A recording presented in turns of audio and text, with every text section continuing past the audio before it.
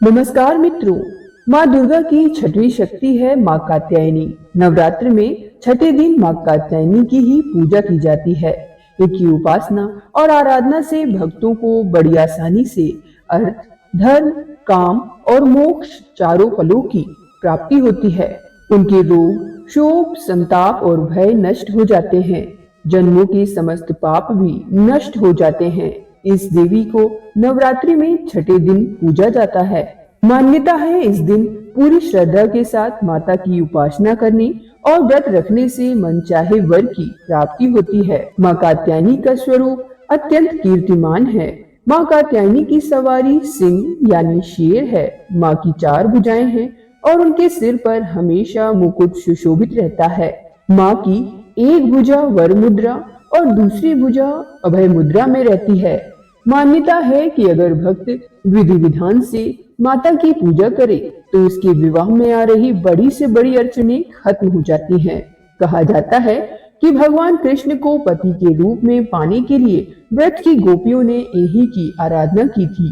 ये पूजा कालिंदी यमुना के तट पर की गई थी, इसीलिए ये ब्रजमंडल की अधिष्ठात्री देवी के रूप में प्रतिष्ठित हैं। इनका स्वरूप अत्यंत भव्य और दिव्य है। ये सोने के समान चमकीली है। ऐसा कहा जाता है पूजा के दौरान माँ कात्यायनी की कथा का पाठ न करने से साधक को शुभ फल की प्राप्ति नहीं होती है और पूजा असफल मानी जाती है। तो चलिए जानते हैं माँ कात्यायनी की व्रत कथा।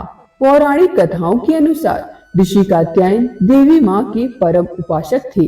एक दिन माँ दुर्गा ने उनकी तपस्या से प्रसन्न होकर उनके घर पुत्री के रूप में जन्म लेने का वरदान दिया। ऋषि कात्यायन की पुत्री होने के कारण ही देवी माँ को माँ कात्यायनी कहा जाता है। ऐसी मान्यता है कि माँ कात्यायनी की उपासना से इंसान अपनी इंद्रियों को वश में कर सकता है। माँ कात्यायनी ने ही महिषासुर का वध किया था, इसलिए माँ कात्यायनी को ही महिषासुर मर्दनी भी कहा जाता है। इसके अलावा माँ कात्यायनी को ही दानव और असुरों का विनाश करने वाली देवी कहा जाता है।